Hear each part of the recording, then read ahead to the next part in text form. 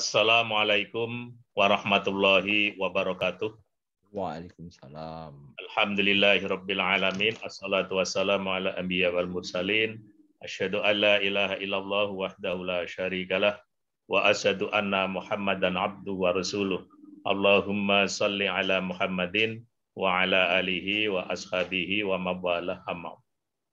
Jamaah kuliah subuh yang insya Allah dirahmati Allah SWT. Pada pagi ini kita akan membicarakan hal-hal yang berkaitan dengan ekonomi Islam.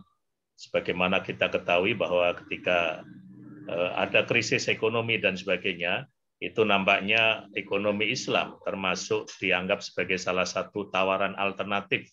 Dan untuk hal yang seperti ini, kita pada pagi ini akan mendatangkan pakar dalam bidang ekonomi Islam, Bapak Profesor Dr. Edi Suwandi Hamid, Master of Economic. Assalamualaikum, Prof. Waalaikumsalam warahmatullahi wabarakatuh. Ustaz Hamim, sehat-sehat? Ya, sehat ya. Puasa kita sudah berakhir ini, Prof. Dan Ramadan kali ini kelihatannya agak khusus ya. Kita merasakan setelah 2 tahun banyak hambatan. Ya. Sekarang kita bisa menikmati betul, Prof. Nah, monggo Edi dalam waktu sekitar 20 menit bisa menyampaikan hal-hal yang berkaitan dengan ekonomi Islam, Prof. Monggo, Prof. Ya, terima kasih. Assalamualaikum warahmatullahi wabarakatuh. Waalaikumsalam warahmatullahi wabarakatuh. Alhamdulillahillazi unzila fihil Qur'an hudan linnas wa bayyinatin minal huda wal furqan. Asyhadu an la ilaha illallah wahdahu la syarikalah wa asyhadu anna Muhammadan abduhu wa rasuluh. Allahumma sholli ala Muhammad wa ala alihi wa ashabihi ajmain. Amma ba'd. Ustadz Hamim, Ibu dan Bapak sekalian, dan teman-teman yang mungkin menyaksikan acara ini, bersyukur kita sudah bisa ya melangkah ya mendekati akhir bulan Ramadan tahun ini ya. Tinggal beberapa hari lagi kita sudah memasuki bulan Syawal. Ya, dan mudah-mudahan selama Ramadan ini kita betul-betul dapat melaksanakan semua ibadah mahdoh, ghairu mahdoh, dan segala amalan Ramadan yang kita tahu ini adalah bulan yang penuh barokah, ya, syahrul barokah, ya, syahrul maghfirah, ya, syahrul tarbiyah, dan macam-macam lagi julukan Ramadan ini. Ya. Dan tadi juga saya menyampaikan doa iftitah di awal tadi bahwa ini bulan diturunkannya Al-Quran yang menjadi petunjuk mana yang hak, mana yang batil. Nah, dikaitkan dengan ekonomi yang ditanyakan oleh Ustadz Hamim tadi ya, kalau kita melihat ya hanya melihat dari konteks Indonesia misalnya, ketika krisis ekonomi terjadi pada tahun 98, ya. Kita melihat dalam konteks utamanya itu lembaga-lembaga keuangan Islam ya syariah itu justru bertahan gitu ya, bertahan. Nah, kemudian pada masa Covid ini juga kita melihat lagi itu ya lembaga-lembaga keuangan syariah itu terutama perbankan misalnya itu relatif tumbuh lebih baik daripada perbankan konvensional. Nah, ini mungkin merupakan suatu sinyal ya bahwasanya bisa jadi ekonomi Islam itu bisa bertahan pada segala situasi. Nah, segala situasi. Nah, tetapi bagaimanapun juga ini kan perlu pembuktian lebih lanjut ya. Pembuktian lebih lanjut untuk kita terapkan di dunia ini ya. Secara teoretik kita terus masih mengembangkan ya. Karena ekonomi Islam bukan hanya keuangan Islam, bukan hanya perbankan Islam, bukan hanya asuransi Islam, tapi ekonomi dalam arti kegiatan produksi, konsumsi, distribusi secara luas itu terpetakan dalam sistem ekonominya ya. Dalam perekonomian Islam ini gitu ya. Nah, ini karena itu masih terus dilakukan pengkajian-pengkajian dan juga penerapannya. Nah, karena kalau kita melihat misalnya, ya, apakah itu sudah jalan betul, diterapkan betul? Jelas belum. Nah, dan kalau kita melihat juga peta umat Islam di dunia ini, kita masih memperhatinkan. Saya mengajak untuk merenungin data yang mungkin sudah agak lama. Ya. Islam ini kan 20% kira-kira saat ini. Dari penduduk dunia itu adalah beragama Islam. 20%. Jadi kira-kira berapa ya? 1,6 M ya, 1,6 miliar mungkin kalau 20% itu ya. Tetapi yang 20% ini hanya menguasai 6,6 atau hanya menghasilkan, memproduksi 6,6% World Gross Domestic Product. Jadi PDB dunia itu dari yang 20% tadi itu hanya 6,6%. Artinya apa? Orang Islam masih banyak yang miskin. Ya. Dan memang betul, dari 39% penduduk yang beragama Islam itu masih hidup di bawah garis kemiskinan. Life below poverty line. 39%. Jadi ini jauh di atas rata-rata penduduk dunia. Ya. Di Indonesia sendiri penduduk yang miskin itu kira-kira 10% lah gampangannya. 10%, kira-kira 29-28 juta itu masih hidup di bawah garis kemiskinan. Tapi Islam seluruh dunia itu angkanya itu 39%. Angka agak lama, tapi belum akan berubah banyak. Dan yang menikmati pendidikan tinggi itu hanya 10%. Ya. Dan hanya 1,8% yang terlibat atau bekerja di dalam 1,8% itu di knowledge production. Nah, jadi ada ironika, ada paradoksal. Nah, seharusnya kalau ekonomi Islam itu sudah terap, yang ini betul-betul di atas rata-rata, ya, kemakmurannya bukan malah di bawah rata-rata. Nah, ini yang perlu kita buktikan lebih lanjut.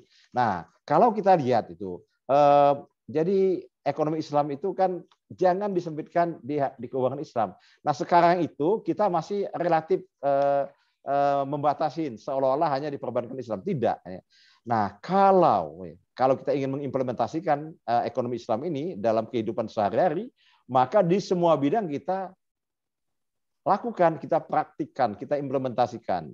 Katakanlah bidang ekonomi perdagangan misalnya. Nah, perdagangan kita itu masih sebagian kecil yang berbasis ekonomi syariah itu ya. Kita misalnya untuk transaksi perdagangan ya, murabahah ya, apa namanya musyarakah ya, kemudian mudarabah gitu. Semuanya itu kita lakukan gitu. Pariwisata juga, ya. Kemudian apa namanya farmasi juga itu kita, artinya rumah sakit pun juga kita lakukan dengan prinsip-prinsip yang syar'i gitu. Kemudian apa modesty ini, model apa pakaian ini, apa istilahnya itu ya, itu juga yang harus kita implementasikan. Prinsip-prinsip ekonomi syariah. Nah, itu yang belum terjadi. Nah, karena itu, saudara sekalian, tantangan kita itu bagaimana? Dalam keseharian kita betul-betul ya, menerapkan ya, nilai-nilai, ya, prinsip-prinsip ekonomi Islam ini. Ya. Karena bagaimanapun kita dalam melaksanakan agama Islam harus secara kafah, termasuk di dalam kegiatan produksi, kegiatan distribusi, dan juga kegiatan konsumsi. Nah, itu harus berdasarkan Al-Quran dan Al-Hadis betul itu. Sejauh ini masih sangat terbatas. Oleh karena itu, pertanyaan Pak Hamim tadi atau sinyalnya Pak Hamim tadi, ya memang masih harus kita buktikan nih, supaya orang yakin betul bahwasanya ekonomi Islam itu mensejahterakan. Sekarang kalau ditanyakan, kita belum menemukan model itu. Gimana nih negara yang mayoritas Islam penduduknya? Oh, Indonesia belum sejahtera. Belum sejahtera kita. Yang miskin masih banyak, ketimpangan masih tinggi. Nah, kalau kita bicara tentang penerapan ekonomi syariah, tentu income distribution, Gini ratio itu harusnya rendah. Rendah artinya apa? Pemerataan itu baik, gitu ya. Bukan seperti sekarang, misalnya angka Gini ratio itu masih sekitar 0,4 yang menggambarkan ketimpangan itu cukup tinggi, gitu ya. Nah, apalagi kalau kita bicara tentang income per kapitanya misalnya itu juga. Nah, income per kapita kita masih relatif rendah dibandingkan banyak negara-negara yang non-muslim. Nah, Bapak Ibu sekalian, saudara sekalian, ini Ustadz Hamim ya. Kalau kita melihat sekarang, ya orang pada akhirnya masih berkiblat pada ekonomi kapitalis. Ya. Padahal di ekonomi kapitalis itu sendiri sudah banyak keluhan-keluhan, ya. Banyak kekecewaan-kekecewaan terkait dengan persoalan-persoalan ketidakmerataan. Ya. Persoalan ketidakadilan itu. Yang dalam Islam, pemerataan, keadilan, itu adalah sesuatu yang prinsip yang harus diterapkan. Nah, begitu para saudara sekalian, ya, peserta kuliah subuh pada pagi hari ini. Jadi tantangan kita ya untuk mengimplementasikan ekonomi syariah itu masih cukup panjang, dan yang kedua harus kita mulai dari diri kita sendiri. Jangan-jangan kita bicara ekonomi syariah ketika dibuka kartu dompetnya isinya misalnya itu malah kartu kredit bank konvensional semua itu ya, nggak punya yang dari BSI misalnya itu, atau dari unit-unit syariah perbankan yang lain, nggak akan mewujud kalau itu. Kampus juga begitu misalnya itu. Loh, saya berada di kampus misalnya yang tidak yang sifatnya nasionalistik, tetapi kita juga mengalokasikan dana di perbankan-perbankan yang syariah. Kenapa? Karena kita melihat ada kemanfaatan lebih di situ. Kebetulan nih, saya ini Ustadz Hamim juga kan ngurusin perbankan syariah lah. Saya komisaris, saya pemegang saham di beberapa perbankan syariah. Kita melihat growth-nya bagus, growth-nya bagus. Kemudian juga kompensasinya juga baik, gitu ya, menguntungkan. Sehingga apa? Nasabahnya itu sebagian bukan umat Islam, ya, umat Islam. Karena mereka melihat apa? Memang ini bagus, memang ini bermanfaat. Nah, itulah yang harus kita lakukan ya, ke seluruh dunia ini. Ya. Jadi bukan karena labeling, bukan karena bendera, tapi karena substansinya. Ya, ekonomi syariah itu bisa mendorong kegiatan konsumsi, artinya kesejahteraan, bisa mendorong kegiatan produksi, dan juga bisa mewujudkan distribusi yang lebih merata. Dan juga kan prinsip agama Islam, ekonomi Islam itu apa? Antara lain efisiensi. Nah, efisiensi itu maknanya apa? Bagaimana kita mengelola semua sumber daya ekonomi ini betul-betul diarahkan pada pemenuhan kebutuhan manusia untuk mencapai kebahagiaan yang hakiki, mencapai falah itu ya. Nah, tetapi tidak boleh dengan keborosan. Jadi Islam itu mengatakan, ekonomi Islam itu mengatakan begini, dunia ini Allah itu menyediakan sumber daya itu cukup untuk memenuhi kebutuhan manusia. Cukup. Bedakan dengan ilmu ekonomi konvensional yang mengatakan, oh sumber daya terbatas. Enggak, sumber daya itu tidak terbatas, kata Islam. Tetapi tidak cukup kalau untuk memenuhi keserakan manusia. Nah, disitulah ada aspek-aspek yang sifatnya mendorong produksi, tetapi juga ada pengendalian supaya manusia itu tidak serakah, tidak boros. Ya. Jadi saya kira itu sajalah itu Ustadz Hamim, para jamaah sekalian yang bisa saya sampaikan, dan saya mengajak semuanya supaya kita tidak hidup dalam sloganisme ya, tapi kita betul-betul implementatif untuk mewujudkan kehidupan yang berdasarkan nilai-nilai Islam ini, termasuk di dalam berekonomi ya, di dalam berekonomi. Nah, kita harus memulai dari diri kita sendiri ya. Di samping juga ya berbuat sesuai dengan kemampuan kita masing-masing.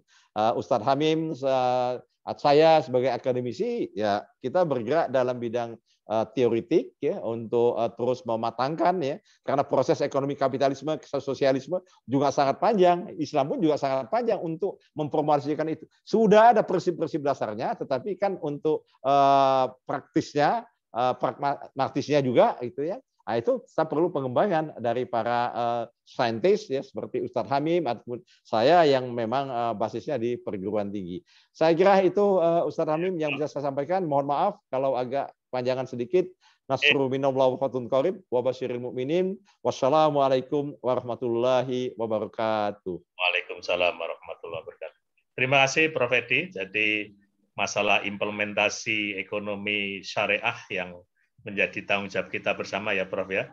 Artinya kalau secara empiris kemarin perbankan syariah bisa tetap eksis dalam kondisi yang seperti apapun, tapi itu perlu dibuktikan apakah betul-betul bisa menyelesaikan persoalan-persoalan yang dihadapi oleh ekonomi umat ini ya Prof ya. Pirsawan kuliah subuh yang dirahmati Allah, Prof Edi adalah rektor dari Universitas Widya Mataram, Jakarta yang ada di lokasi dekat Pasar Ngasem itu ya. Terima kasih Prof Edi. Nanti kesempatan yang berikutnya kita minta waktunya lagi Prof. Mudah-mudahan terima kasih. Terima kasih bersawan yang dirahmati Allah. Selamat berpuasa. Semoga puasa kita diterima oleh Allah SWT dan kita memperoleh kebahagiaan dan kemenangan. Assalamualaikum. Amin, amin ya rabbal alamin. Waalaikumsalam warahmatullahi wabarakatuh. Mohon pamit, Ustadz. Assalamualaikum.